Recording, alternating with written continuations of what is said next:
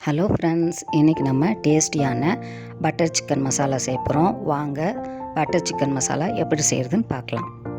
1/2 kg boneless chicken, 1 table spoon மிளகாய்த்தூள், 1 table spoon garam masala, 1 table spoon இஞ்சி பூண்டு விழுது, 1 ஸ்பூன் மஞ்சத்தூள், 100 கிராம் தயிர், 1 table spoon oil, 1 table spoon lemon juice, உப்பு தேவையான அளவு.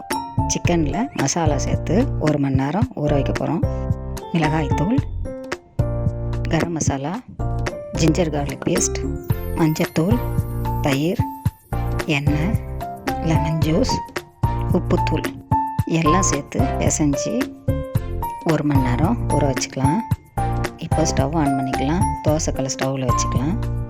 கல் சூடான பிறகு எண்ணெய், பட்டர் சூடான பிறகு ஊற வச்ச சிக்கனை சேர்த்து சிக்கன் வேகிற வரையும் 2 பக்கம் திருப்பி போட்டு ஃப்ரை பண்ணிக்கலாம்.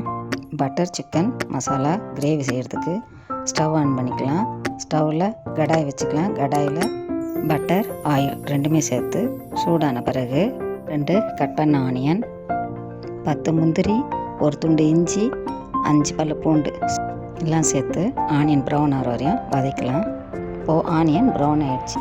கட் பண்ண 3 டொமேட்டோவை சேர்த்து 1 டேபிள் ஸ்பூன் சுகர், 1/2 ஸ்பூன் சீரகத்தூள், 1 டேபிள் ஸ்பூன் மிளகாய்த்தூள் எல்லாத்தையும் சேர்த்து சாஃப்டாக வதக்கிட்டு ஒரு தட்டில் போட்டு அரை வச்சுட்டு மிக்ஸி ஜாரில் போட்டு பேஸ்ட் பதத்துக்கு அரைச்சிக்கலாம்.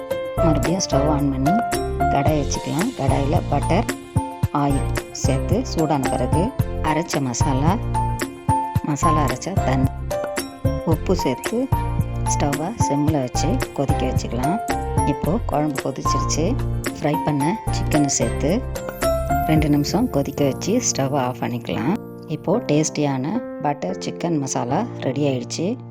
மேலே கொத்தமல்லி தழை சேர்த்து சப்பாத்தி, பரோட்டாவுக்கு சூடாக பரிமாறுங்க. சும்மா அட்டகாசமாக இருக்கும். உங்களுக்கு இந்த வீடியோ பிடிச்சுன்னா லைக் பண்ணுங்கள், ஷேர் பண்ணுங்கள், சப்ஸ்கிரைப் பண்ணுங்கள். பாய்.